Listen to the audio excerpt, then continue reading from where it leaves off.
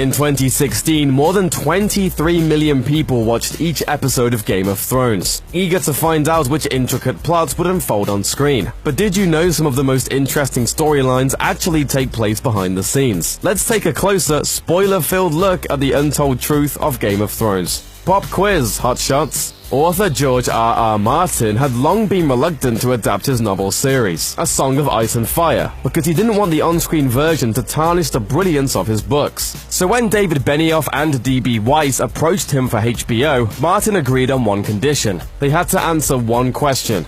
Is there a way to get out of the dungeon without using the wizard key? What the hell are you talking about? Actually, Martin asked them who they believed Jon Snow's true parents were. When Benioff and Weiss gave the correct answer, Martin gave his blessing in return. While the rest of the world finally learned the truth during the Season 6 finale, that Jon Snow is really the son of Rhaegar Targaryen and Lyanna Stark, it's not hard to admire Benioff and Weiss for sussing out the truth years ago. HBO nearly cancelled it before it aired. Believe it or not, even after solving Martin's riddle, Benioff and Weiss's first pass at the pilot episode wasn't very good. HBO executives and producers were so unhappy they almost ended the show before it could even begin.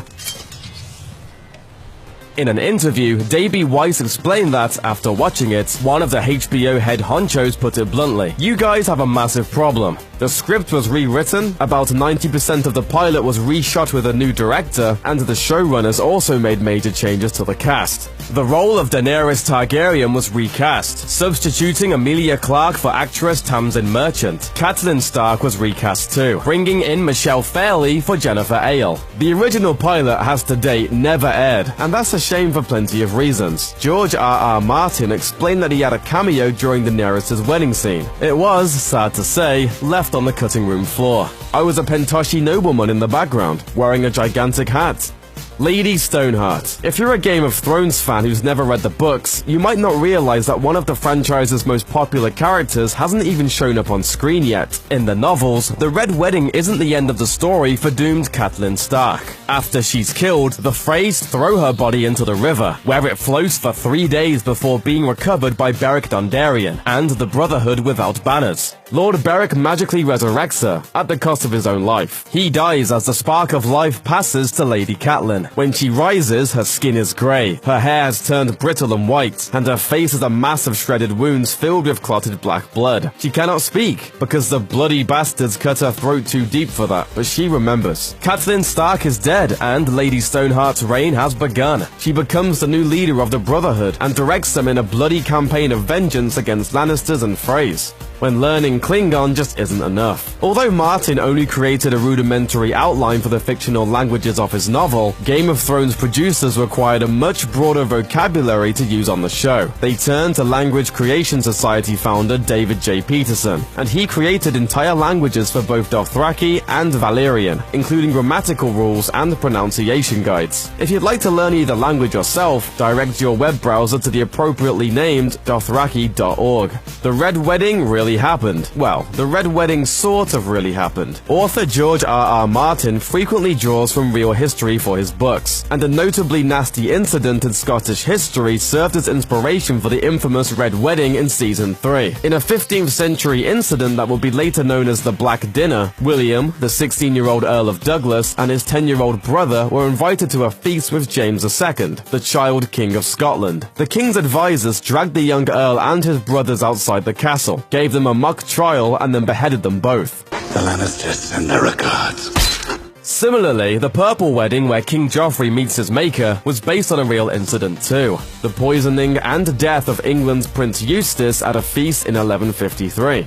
Sometimes fans do the work. While Martin created a lush and vibrantly detailed world in A Song of Ice and Fire, he does occasionally leave things out. As a result, the showrunners sometimes have to use their own imaginations, or that of others, to fill in the gaps. In one prominent example from Season 6, the show's costumers were tasked with creating a sigil buckle for Howland Reed to wear during the Tower of Joy flashback scenes. Martin had described it in the books as an alligator-like lizard lion, but he never offered a complete description. Luckily, fans have been creating artwork based on Martin's vision for years. The producers must have been impressed with this image, since it sure looks like it was copied and pasted right onto Reed's costume.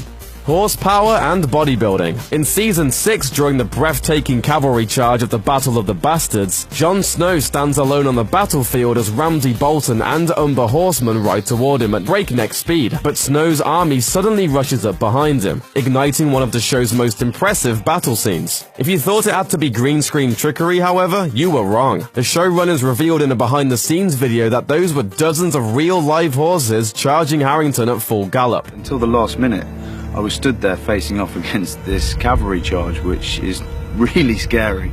We're a bit annoyed because I think everyone's going to think it was CGI, and it wasn't. So now we know about the horses, but how did producers create that impressive pile of bodies on the battlefield during the battle? The video reveals that all the bodies were actually life-size dummies, not computer-generated fakery. The crew acquired hundreds of mannequins, dressed them in appropriate House Umber and House Bolton armor, then coated them in mud and fake blood and piled them in a gigantic heap. Even the dead horses among the men are dummies equipped with saddles. Now that's attention to detail. Happy ending for Lady. One of the most heartbreaking moments on Game of Thrones came during Season 1, when Prince Joffrey orders the death of Arya Stark's beloved direwolf. When the Lannister soldiers can't locate Arya's pet, Queen Cersei orders that Sansa's direwolf, Lady, be killed instead. Thankfully, Lady, or rather, the Northern Inuit dog that played her on screen, got a happier ending in real life. Actress Sophie Turner bonded with the animal during the shoot, and she adopted her.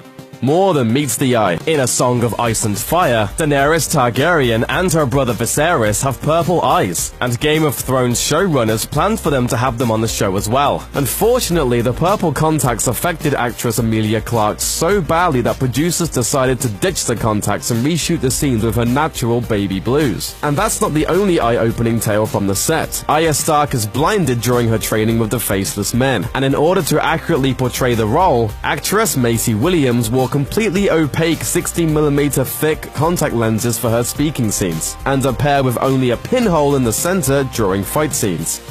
A gift for hate. Until Ramsay Snow hit the screen during Season 3, Joffrey Baratheon was perhaps the most universally despised character on the show, which I disagree with. He was the best character by far. Irish actor Jack Gleeson did such a convincing job as a sadistic boy king that Martin reportedly sent him a note that read, "Congratulations on your marvelous performance. Everyone hates you." Gee, thanks George. Thanks for watching. Click the looper icon to subscribe to our YouTube channel. Plus, check out all this other cool stuff we know you'll love too.